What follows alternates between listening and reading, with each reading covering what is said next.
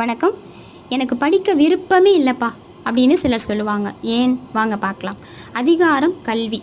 யாதானும் நாடாமால் ஊராமால் என்னொருவன் சாந்துணையும் கல்லாதவாறு.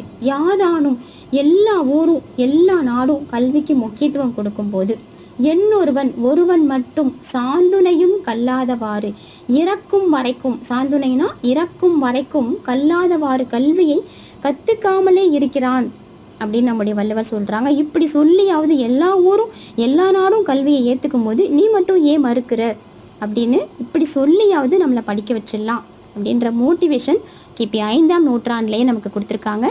பிடிச்சிருந்துச்சுன்னா உங்கள் friends and ஃபேமிலிக்கு ஷேர் பண்ணுங்கள், சப்ஸ்கிரைப் பண்ணுங்கள். Thank you friends.